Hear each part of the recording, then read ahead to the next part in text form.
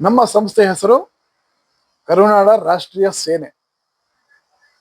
ಈ ಒಂದು ಹೆಸರನ್ನು ಯಾಕೆ ನಾವು ಹುಡ್ಕೊಂಡ್ವಿ ಅಂದ್ರೆ, ಕರುನಾಡ ರಾಷ್ಟ್ರೀಯ ಸೇನೆ ಅಂದ್ರೆ ನಮ್ಮ ಕನ್ನಡ ಬರೀ ಕರ್ನಾಟಕದಲ್ಲಿ ಒಂದರಲ್ಲೇ ಇಲ್ಲ, ಪ್ರಪಂಚದ ಮೂಲೆ ಮೂಲೆಯಲ್ಲಿದೆ. ನಮ್ಮ ಕರ್ನಾಟಕದ ಜನರಿಗೆ, ನಮ್ಮ ಕನ್ನಡದ ಜನರಿಗೆ, ನಮ್ಮ ಕನ್ನಡದ ಒಂದು ಅಸ್ತಿತ್ವಕ್ಕೆ ಇಡೀ ದೇಶದಲ್ಲಾಗ್ಲಿ ಪ್ರಪಂಚದಲ್ಲಿ ಎಲ್ಲಾದ್ರೂ ಏನಾದ್ರೂ ಒಂದು ಧಕ್ಕೆ ಆದಾಗ ನಾವುಗಳು ನಿಂತು ಅಲ್ಲಿ ಕೆಲಸ ಮಾಡಬಹುದು ಅನ್ನೋ ಒಂದು ಉದ್ದೇಶದಿಂದ ರಾಷ್ಟ್ರೀಯ ಸೇನೆ ಅಂತ ಹೆಸರಿಟ್ವಿ ನಾವು. ನಮ್ದು ಉದ್ದೇಶ ಅದನ್ನೇನೆ, ಭ್ರಷ್ಟಾಚಾರ ನಿರ್ಮೂಲನೆ ಹಾಗೂ ಸರ್ಕಾರಿ ಸವಲತ್ತುಗಳು ಏನ್ ಸಿಗ್ತಿದಾವೆ, ಏನಿದಾವೆ ಅವುಗಳ ನೊಂದಿರೋ ಬೆಂದಿರೋರಿಗೆ ಕರೆಕ್ಟ್ ಆಗಿ ತಲುಪಿಸ್ಬೇಕು. ಆ ಒಂದು ನಿಟ್ಟಿನಲ್ಲಿ ನಾವು ಒಂದು ಸಂಸ್ಥೆ ಕಟ್ಟಡ ಅಂತ ಮಾಡ್ಕೊಂಡ್ವಿ ನಾವು. ಪಾರದರ್ಶಕವಾಗಿ ನಿಯತ್ತಾಗಿ ಇವತ್ತು ಗ್ರಾಮೀಣ ಭಾಗದಲ್ಲಿ ಇರ್ತಕ್ಕಂಥ ಯುವಕ ಯುವತಿಯರನ್ನ ಕೂಡಿಸ್ಕೊಂಡು ಅವ್ರಿಗೂ ಒಂದು ಜೀವನ ರೂಪಿಸಿ ಅವರಿಂದ ಸಮಾಜಕ್ಕೆ ಏನಾದ್ರು ಅನುಕೂಲ ಆಗಲಿ ಅನ್ನೋ ಒಂದು ನಿಟ್ಟಿನಲ್ಲಿ ನಾವೆಲ್ಲ ಯೋಚನೆ ಮಾಡಿ ಇವತ್ತು ಈ ಒಂದು ಸಂಸ್ಥೆನ ಪ್ರಾರಂಭ ಮಾಡಿದ್ವಿ. ನಮಸ್ತೆ. ನಮಸ್ತೆ. ಈ ಹಿಂದೆ KRS ಪಕ್ಷದಲ್ಲಿ ತಾವು ಕೆಲಸ ಮಾಡಿದ್ವಿ, ಅದೇ ಹುಮ್ಮಸ್ಸಿನೊಂದಿಗೆ ಈಗ ಹೊಸ ಸಂಸ್ಥೆನ ಕಟ್ಟಿದ್ದೀರಾ. ಈ ಉದ್ದೇಶ ಮತ್ತೆ ನಮ್ಗೆ ಯಾವ ತಿಳಿಸ್ಬೇಕು ಅಂತ ಯೋಚನೆ. ಇದು ನಾನು ಮುಂಚೆ ಸಾಕಷ್ಟು ಸರಿ ಹೇಳಿದ್ದೀನಿ.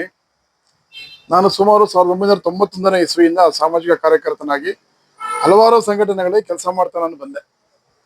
ಆದ್ರೆ ಎಲ್ಲ ನಮ್ಮ ಪ್ರಜೆಗಳಿಗೆ ಏನಾಗಿತ್ತು ಅಂದ್ರೆ, ಈ ಭ್ರಷ್ಟಾಚಾರ ನೋಡಿ ನೋಡಿ ನೋಡಿ ಯಾರಾದ್ರೂ ಒಬ್ರು ಮುಂದೆ ಬಂದ್ರೆ ಸಾಕಪ್ಪ ಅಂತ ಕಾಯ್ತಾ ಇದ್ವಿ. ಆ ಒಂದು ಸಮಯದಲ್ಲಿ ಅಣ್ಣಾ ಹಜಾರೆ ಅವರ ಒಂದು ಹವಾ ಎಲ್ಲಾ ಕಡೆ ನಮ್ಮ ದೇಶದಲ್ಲಿ ಬಂತು. ಆಗ ಭ್ರಷ್ಟಾಚಾರ ವಿರೋಧಿ ಯಾರ್ಯಾರಿದ್ರು ಎಲ್ಲಾ ಮನಸ್ಸುಗಳು ಅಣ್ಣಾ ಹಜಾರೆ ಕಡೆ ತಿರುಗಿತು. ಅದರಲ್ಲಿ ಕೆಲವು ಬುದ್ಧಿವಂತರು ಆ ಅಣ್ಣಾ ಹಜಾರೆ ಮೂಮೆಂಟ್ ಅನ್ನ ಎನ್ಕ್ಯಾಶ್ ಮಾಡ್ಕೊಂಡ್ರು. ಸಾಮಾನ್ಯವಾಗಿ ದೆಹಲಿಯಲ್ಲಿ ಅರವಿಂದ ಕೇಜ್ರಿವಾಲ್ ಹಾಗೆ ಇನ್ನ ಒಬ್ಬ ಪೊಲೀಸ್ ಆಫೀಸರ್ ಯಾರು ಕಿರಣ್ ಬೇಡಿಲ್ಲ, ಅವರು ಸಾಕಷ್ಟು ಜನ ರಾಜಕಾರಣಕ್ಕೆ ಬಂದ್ಬಿಟ್ರು ಆ ಒಂದು ಮೂಮೆಂಟ್ ಅಲ್ಲಿ. ಆ ಮೂಮೆಂಟ್ ಅಲ್ಲಿ ಜನಗಳಿಗೆ ಏನಿತ್ತು ಅಂದ್ರೆ, ಯಾರಾದ್ರೂ ಒಬ್ಬ ಮನುಷ್ಯ, ಒಬ್ಬ ಭ್ರಷ್ಟಾಚಾರ ವಿರುದ್ಧವಾಗಿ ಹೋರಾಡೋ ಧ್ವನಿ ಬೇಕು ನಮ್ಗೆ ಅಂತ ಅನ್ನುವಾಗ ಆಮ್ ಆದ್ಮಿ ಪಕ್ಷಕ್ಕೆ ನಾವು ಕೂಡ ಮೆಂಬರ್ಗಳಾದ್ವಿ. ಅದಾದ್ಮೇಲೆ ಕರ್ನಾಟಕದಲ್ಲಿ KRS ಅಂತಕ್ಕಂಥದ್ದು ಒಂದು ಪಕ್ಷ ನಮ್ಮ ಕಣ್ಣೆ ಕಾಣಿಸ್ತು. ಪರವಾಗಿಲ್ಲ ಅಂತ ನಾವು ಸೇರ್ಕೊಂಡ್ವಿ. ಯಾಕಂದ್ರೆ ನಮ್ದು ಮುಂಚೆಯಿಂದ ಇದೇ ಕೆಲಸ ಇದ್ದದ್ದು. ನಾವು ಸಾಮಾಜಿಕ ಕಾರ್ಯಕರ್ತರು ಹಾಗೂ ಮಾಹಿತಿ ಹಾಕಲು ಕೆಲಸ ಮಾಡ್ತಾ, ಮಾಹಿತಿ ಹಾಕೋ ಕಾರ್ಯಕರ್ತರು ಕೂಡ ಆಗಿ ಕೆಲಸ ಮಾಡ್ತಿದ್ವಿ. ನಮಗೆ ಒಂದು ಸಪೋರ್ಟಿವ್ ಆಗಿ ಪ್ಲಾಟ್ಫಾರ್ಮ್ ಸಿಕ್ಕಲಿ ಅಂತ KRS ಪಕ್ಷಕ್ಕೆ ಹೋದ್ವಿ. ಆದ್ರೆ KRS ಪಕ್ಷಕ್ಕೆ ಹೋದ್ಮೇಲೆ ನಾನು ತಾವು ಹೇಳ್ದಂಗೆ ಬೆಂಗಳೂರು ಗ್ರಾಮಾಂತರ ಜಿಲ್ಲೆಯಲ್ಲಿ ಅಧ್ಯಕ್ಷನಾಗಿ ನನ್ನ ಕೈಲಾದಷ್ಟು ಮಟ್ಟಿಗೆ ಕೆಲಸ ಮಾಡಿ ಪಕ್ಷವನ್ನ ಒಂದು ಹಂತಕ್ಕೆ ತಂದಿದ್ದೆ. ಆದ್ರೆ ಕೆಲವು ಕಾರಣಾಂತರಗಳಿಂದ ಅಲ್ಲಿ ನಮ್ಗೆ ಇರಕ್ ಆಗ್ಲಿಲ್ಲ. ಆ ವಿಚಾರ ಹೇಳ್ತಾ ಇದ್ರೆ ತುಂಬಾ ದೂರ ಆಗತ್ತೆ, ಬೇಡ ಅದು. ನೀವು ಕೇಳಿದ್ದು ಕ್ವಶನ್ಗೆ ಯಾಕೆ ಸಪರೇಟ್ ಬಂದಿರ ಅನ್ನೋದಕ್ಕೆ ಒಂದು ಪೀಠಿಕೆಯಾಗಿ ಹೇಳಿದೆ ಅಷ್ಟೇ. ಇದನ್ನ ನನಗೆ ನನ್ನ ಜೀವನ ಇರೋವರೆಗೆ ನಾನು ಈ ಸಮಾಜದಿಂದ, ನಮ್ಮ ಅಪ್ಪ ನಮ್ಮ ನನಗೆ ಓದಿಸಿರ್ಬೋದು, ಸಮಾಜದಿಂದ ನನಗೆ ಒಂದು ವಿದ್ಯೆ ಸಿಕ್ತು, ಒಂದು ಸಂಸ್ಕಾರ ಇದೆ. ನಾನು ಬದುಕಿರೋವರೆಗೆ ನಾನು ಸಮಾಜಕ್ಕೆ ಬೇರೆ ಏನಾದ್ರು ಕೊಟ್ಟು ಹೋಗ್ಬೇಕು ಅನ್ನೋ ಒಂದು ಉದ್ದೇಶದಿಂದ ಈ ಕೆಲಸ ಮಾಡ್ತಾ ಬಂದೆ.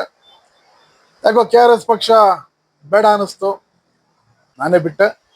ಆಮೇಲೆ ಇಡೀ ಕರ್ನಾಟಕ ರಾಜ್ಯದಲ್ಲಿ ನನ್ನಂತ ಸಮಾನ ಮನಸ್ಕರು, ಬೇರೆ ಬೇರೆ ಸಂಘಟನೆ ಕೆಲಸ ಮಾಡ್ತಿರ್ತಕ್ಕಂಥ ಎಲ್ಲ ಸಮಾನ ಮನಸ್ಕರನ್ನ ಒಟ್ಟುಗೂಡಿಸಿದೆ. ಇಡೀ ಕರ್ನಾಟಕದಲ್ಲಿ ಇವತ್ತು ನೋಡ್ರಿ, ನಮ್ಮ ಓಂಕಾರಪ್ಪನವರು ಚಿಕ್ಕಮಗಳೂರು ಜಿಲ್ಲೆಯವರು, ಅವರು ಒಂದು ಇನ್ನೊಂದು ಸಂಸ್ಥೆಯಲ್ಲಿ ರಾಜ್ಯಾಧ್ಯಕ್ಷರಾಗಿದ್ದಾರೆ. ಹಾಗೆ ಕುಮುದಾ ಮೇಡಮ್ನವರು, ಅವ್ರು ನಮ್ಮ ಕುಮಾರ್ ಅವರು, ಇವರೆಲ್ಲ ಬೇರೆ ಬೇರೆ ಕಡೆ ಕೆಲಸ ಮಾಡ್ತಿದ್ದವರು. ಇನ್ನು ಸಾಕಷ್ಟು ಜನ ಇದ್ದಾರೆ. ಮೈಸೂರಲ್ಲಿ ನಾಗರಾಜ್ ಇದ್ದಾರೆ, ಮಂಗಳೂರಲ್ಲಿ ಪೂಜಾರಿ ಇದ್ದಾರೆ, ಅಲ್ಲಿ ಗುಲ್ಬರ್ಗದಲ್ಲಿ ರಾಥೋಡ್ ಇದ್ದಾರೆ.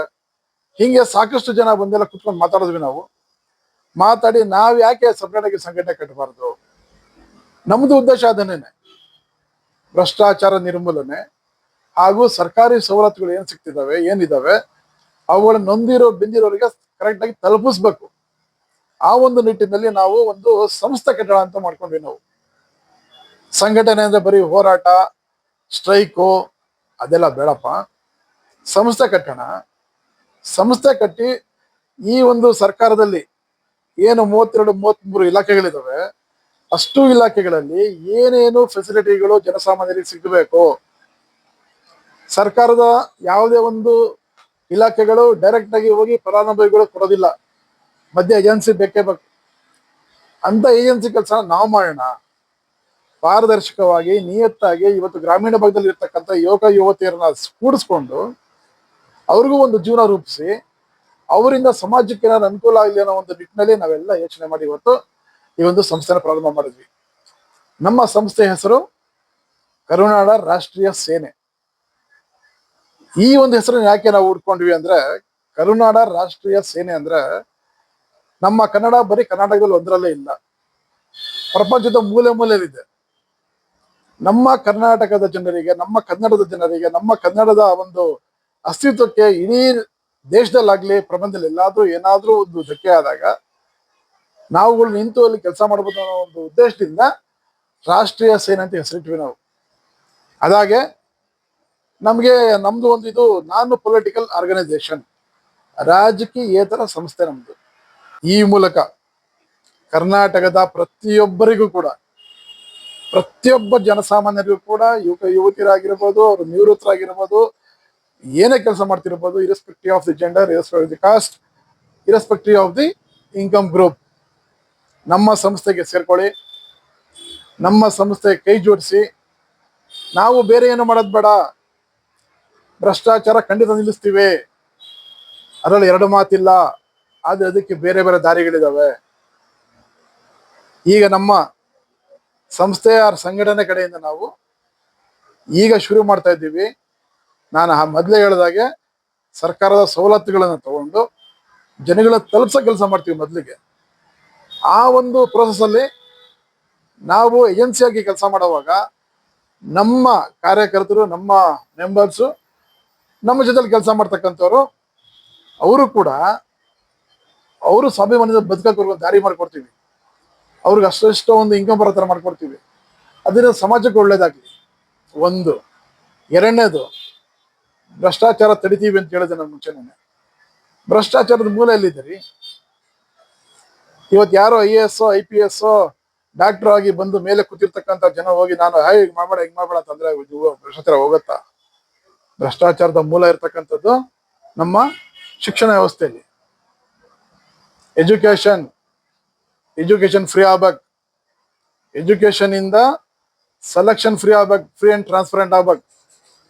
ಸೆಲೆಕ್ಷನ್ ಆದ್ಮೇಲೆ ಪೋಸ್ಟಿಂಗ್ಸ್ ಟ್ರಾನ್ಸ್ಪರೆಂಟ್ ಆಗ್ಬೇಕು, ಪೋಸ್ಟಿಂಗ್ಸ್ ಆದ್ಮೇಲೆ ಟ್ರಾನ್ಸ್ಫರ್ಗಳು ಟ್ರಾನ್ಸ್ಪರೆಂಟ್ ಆಗಿ ವಿತ್ ಫ್ರೀ ಆಫ್ ಕಾಸ್ಟ್ ಆಗ್ಬೇಕು. ಅವತ್ತು ಮಾತ್ರ ನಾವು ಭ್ರಷ್ಟಾಚಾರ ತಡಿಬಹುದು. ಅದು ಬಿಟ್ಟು ನಾವೇ ಸುಮ್ಮನೆ ಯೋಚನೆ ಮಾಡೋಣ, ನಮ್ಮ ಮಗನೋ ಅಣ್ಣನೋ ತಮ್ಮನೋ ಅಕ್ಕನೋ ತಂಗಿನೋ ಕೋಟ್ಯಾಂತರ ರೂಪಾಯಿ ಖರ್ಚು ಮಾಡಿ ಓದಿಸಿ ಅವರಿಗೆ ಲಂಚ ಕೊಟ್ಟು ಕೆಲಸ ಕೊಡಿಸಿ, ನಾವು ಲಂಚ ಕೊಟ್ಟು ಪೋಸ್ಟಿಂಗು ಮಾಡಿಸಿ, ನೀ ಒಂದು ರೂಪಾಯಿ ತಗೋಬೇಡ ನೀನು ನಿಯತ್ತ ಕೆಲಸ ಮಾಡ್ತಾರೇನ್ರಿ ಅವರು? ಅವ್ರಿಗೆ ಎಷ್ಟು ಪ್ರೆಷರ್ ಇರುತ್ತೆ, ಆ ಪ್ರೆಷರ್ ಹೋಗ್ಲಾಡ್ಸೋ ಕೆಲಸ ಮಾಡಿದಾಗ ಮಾತ್ರ ಭ್ರಷ್ಟಾಚಾರ ನಿರ್ಮೂಲ ಆಗುತ್ತೆ. ನಮ್ಮ ಸಂಸ್ಥೆಯ ಮೂಲ ಉದ್ದೇಶ ಇಷ್ಟೇ, ನಮ್ಮ ಕೈಲಾದಷ್ಟು ನಿರುದ್ಯೋಗನ ನಿವಾರಣೆ ಮಾಡೋದು, ಸರ್ಕಾರಿ ಸವಲತ್ತುಗಳನ್ನ ಜನಸಾಮಾನ್ಯ ತಲುಪಿಸೋದು, ಆ ಮೂಲಕ ಕೆಲಸ ಮಾಡ್ತಕ್ಕಂಥವ್ರಿಗೆ ಜೀವನ ರೂಪಿಸೋದು. ಇದು ನಮ್ಮ ಮುಖ್ಯ ಅಜೆಂಡಾಗಳು.